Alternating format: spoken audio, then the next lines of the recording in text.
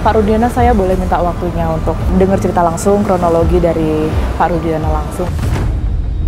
Kami juga sangat mempertanyakan atas perilaku dan sikap dari Pak Rudiana.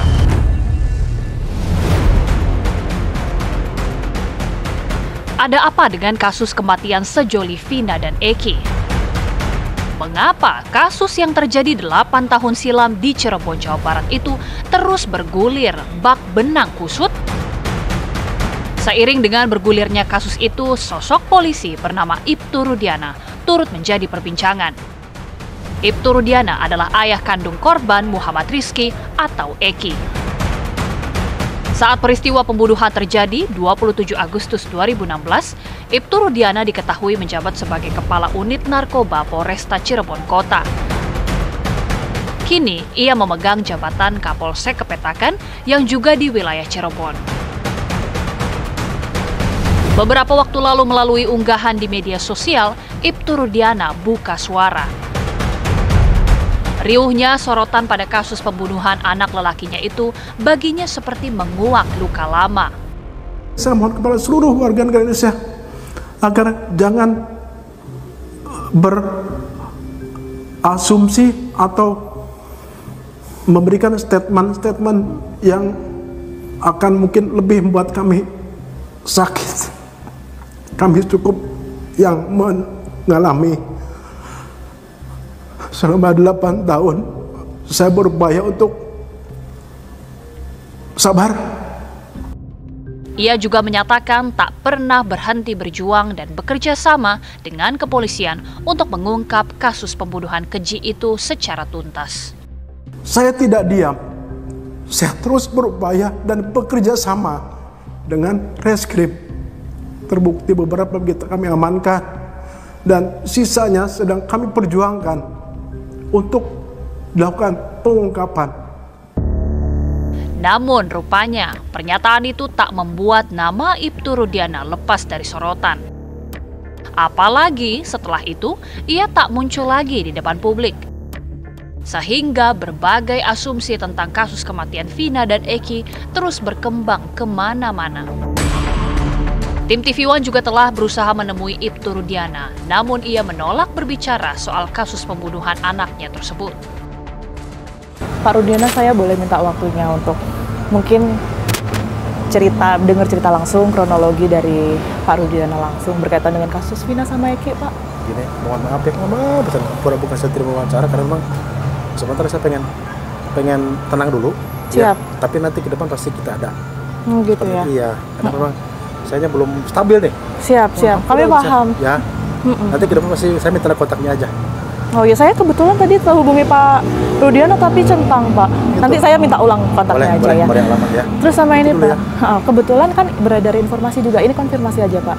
Informasi kalau ternyata 7 orang ini penangkapan di bawah Pak Rudiana, betul ya Pak ya? Makanya mungkin nanti saja ya Pak ya, punten. Karena memang hal ini tetap kita informasi ke pimpinan, bukan saya tidak mau. Mampu dah bisa ya. Saya sementara pengen tenang dulu biar pasti nanti ke depan saya menyampaikan. Oke. Gitu. Soalnya itu yang beredar takutnya liar juga kan ya Pak di betul. Nanti masyarakat. saya minta mohon media juga pasti.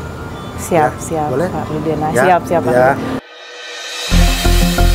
Sikap ayahanda mendiang Eki yang seolah diam juga mengundang pertanyaan keras dari kuasa hukum keluarga Vina, Hotman Paris Hutapea. Hotman juga mengungkapkan upayanya untuk bisa bertemu dan berbicara dengan Ibtu Rudiana. Kami juga sangat mempertanyakan atas perilaku dan sikap dari Pak Rudiana, bapak dari almarhum Egi. Begitu kami ditunjuk sebagai kuasa hukum dari keluarga Vina, kami langsung mencoba berkomunikasi dengan Bapak Rudiana untuk saling tukar pikiran karena anaknya kan yang korban si Eki, tapi kami tidak ditanggapi apapun.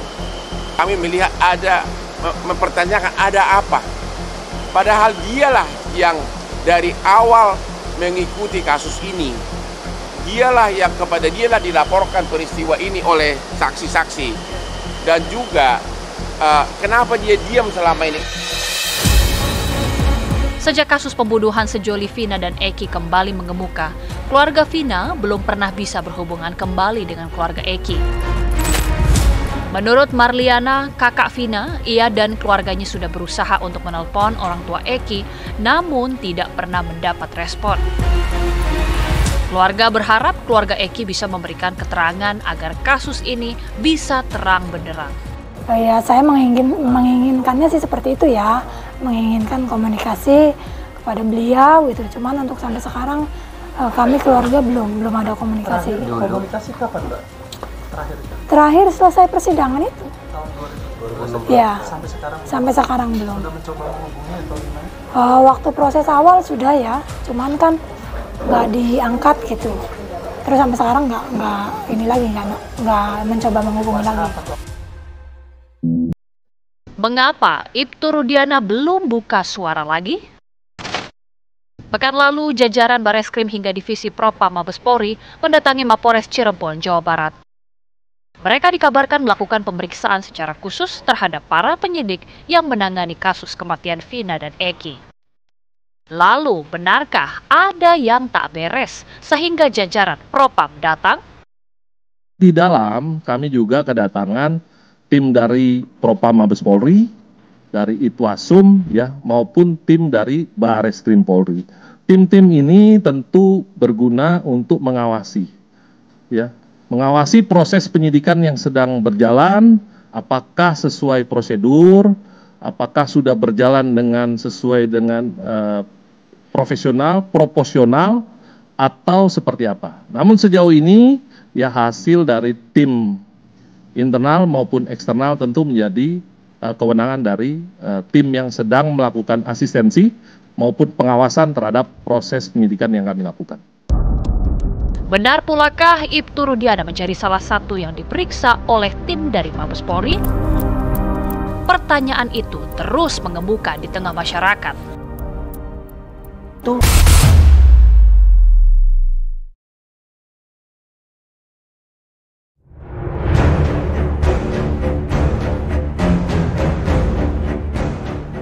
Kasus pembunuhan sejoli Vina dan Eki belum juga menemui titik terang. Sederet saksi muncul dengan suara yang saling bertolak belakang satu sama lain. Saksi-saksi yang pernah dihadapkan di depan persidangan juga muncul kembali mengungkapkan tentang peristiwa 8 tahun silam. Di antara mereka, ada yang mencabut kesaksian yang pernah mereka sampaikan. Salah satu kesaksian baru yang menjadi perhatian adalah kesaksian dari Suroto, warga Cirebon yang mengevakuasi Vina dan Eki sesaat setelah kejadian pembunuhan. Posisi yang laki saya pegang, saya tanya, dek, itu sudah nggak jawab, langsung saya vonis, wah ini udah meninggal. Nah, pokoknya sekujur tubuh itu dulu tuh banyak lukanya, Pak. Dari dua korban itu. Saya langsung fokus ke perempuan. Karena dia minta tolong tuh. Kalau orang jatuh umumnya paling kan besot-besot bleret dan patah. Ya Mak ya, itu mukanya nggak laki, nggak perempuan, lebam semua kayak habis disiksa, dipukul, di apa gitu. Selain itu ada juga cerita mengharukan dari Ahmad Budi Permadi, mantan narapidana Lapas Kesambi Cirebon yang mengaku sempat mendapat curhatan dari terpidana kasus Vina saat di penjara. Para terpidana kasus Vina sering menangis di malam hari karena merasa dirinya difitnah dan dijadikan kambing hitam kasus tersebut.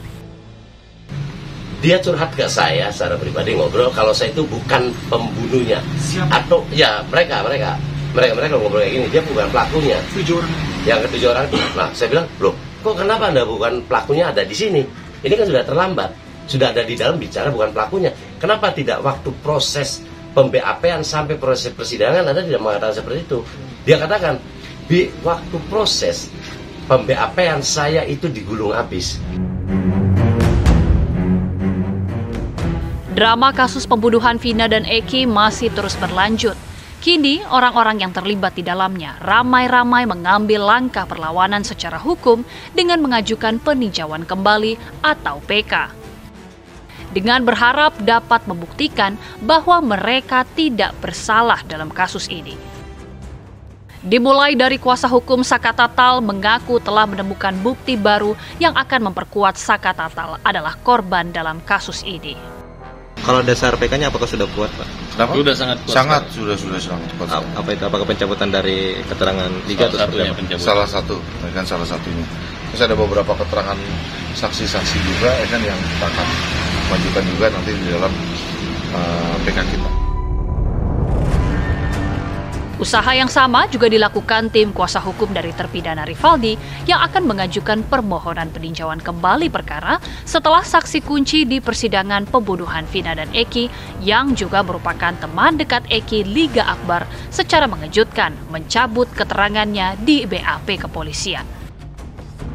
Dengan timbulnya Liga Akbar, nanti mudah-mudahan Dede, Aib, dan yang lainnya juga menyatakan bahwa dia juga ikut mencabut BAP, ya makin ada titik terang nanti di situ. Kapan itu, Bu, untuk pengajuan PK? Kalau untuk pengajuan PK, kami akan secepatnya mengajukan, ya, setelah dapat novum baru. Sedangkan keluarga terpidana Sudirman mendatangi Dewan Pimpinan Nasional Perhimpunan Advokat Indonesia (DPN) Peradi untuk mengadukan berbagai kejanggalan pada kasus pembunuhan Vina dan Eki yang membuat Sudirman mendekam di penjara. Lagi-lagi, peluang untuk peninjauan kembali kasus Vina akan diajukan kuasa hukum Sudirman. Sekarang pihak penyidik mengatakan bahwa Dani dan Andi itu adalah fiktif. Berarti perkara ini berpotensi fiktif. Lantas siapa yang membawa si korban ini sesungguhnya dari flyover, dari tempat kejadian ke flyover? Sedangkan di dalam dakwaan ini perkara ini kan Dani disebutkan dan Andi ikut. Bukti-bukti baru yang ditemukan oleh tim kuasa hukum ini diharapkan dapat memperkuat pengajuan peninjauan kembali perkara yang dinilai janggal setelah kisah Vina diangkat ke layar lebar. Bukti tersebut meliputi kesaksian baru dan beberapa bukti fisik yang sebelumnya tidak diperhatikan, termasuk rekaman CCTV. Lantas, akankah peninjauan kembali kasus kematian Vina yang kini diajukan 3 terpidana dapat merubah posisi mereka?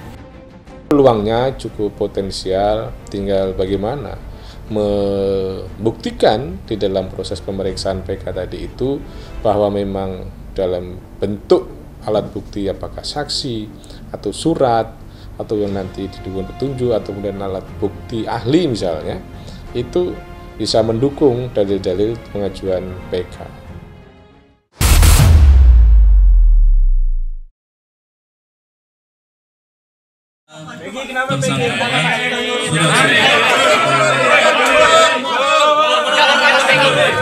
Tunggu. Agar tertib, rekan-rekan. Ya, tunggu, sabar. Kenapa ganti Robi? Ya, kami persilahkan. Jadi nanti kita akan mendengarkan. Saya tidak pernah melakukan itu. Saya adalah mati. 8 tahun berselang setelah kejadian pembunuhan Vina dan Eki, polisi menangkap dan menetapkan Peggy Setiawan alias Perong sebagai tersangka otak pembunuhan keji itu. Peggy juga dinyatakan sebagai satu-satunya pelaku dari 3 daftar pencarian orang DPO yang diburu polisi, sementara 2 DPO lainnya dicoret. Peggy pun membantah tuduhan itu. Sejumlah saksi juga ramai-ramai memberikan pembelaan untuk Peggy. Kasus ini pun menjadi semakin rumit. Perlawanan terus dilakukan Peggy melalui kuasa hukumnya. Peggy mengajukan pra-peradilan. Peggy Setiawan menolak bahwa dirinya terlibat dalam kejadian yang menimpa Vina dan Eki tahun 2016 itu. Bahwa saksi-saksi yang kami hadirkan mengetahui bahwa pada saat kejadian 27 Agustus 2016 Peggy Setiawan ini berada di Bandung dan saksinya banyak sudah kami hadirkan. Nah, kemudian tetap Polda tetap ya meyakini bahwa Peggy Setiawan adalah pelaku ya, tersangka. Nah, makanya kami penasaran alat bukti apa yang dimiliki oleh kepolisian Polda Jawa Barat. Nah, penasaran apa? Apakah pengakuan Aib dengan terpidana saja? Makanya harus dibongkar nanti di sidang pra-peradilan itu. Peggy Setiawan, pria berusia 30 tahun ini, sehari-hari diketahui bekerja sebagai kuli bangunan. Pekerjaan itu disebut telah lama dilakoninya. Dan ketika terjadi peristiwa pembunuhan Vina dan Eki pada tahun 2016 lalu, Peggy disebut juga tengah bekerja sebagai salah satu buruh di sebuah proyek pembangunan rumah di Bandung, Jawa Barat. Beberapa teman kerja sesama kuli bangunan telah memberikan kesaksian mereka bahwa Peggy kala itu berada di Bandung, bukan di Cirebon yang menjadi lokasi pembunuhan Vina dan Eki. Kerja di Bandungnya saya lupa namanya, ke rumahnya, bikin rumahnya Pak Aceng. Saya di sana cuma 1 minggu. Pas gajian tanggal 27 Agustus 2016, saya pulang, nggak peta. Saya ngomong sama Peggy, Karman, Ibnu, sama Robi. Sampai udah angkot datang, saya naik, yang nganter Robi, Ibnu, sama si Peggy. Tanggal berapa kan? Tanggal 27 Agustus. Meskipun Peggy membantah dan melakukan perlawanan, namun polisi tetap melanjutkan proses penyidikan. Polisi telah memeriksa setidaknya 68 saksi dan sejumlah ahli dalam kasus ini. Serangkaian pemeriksaan terhadap Peggy juga telah dilakukan tim penyidik. Pekan ini, Peggy Setiawan telah menjalani pemeriksaan psikologi forensik di Mapolda Jawa Barat.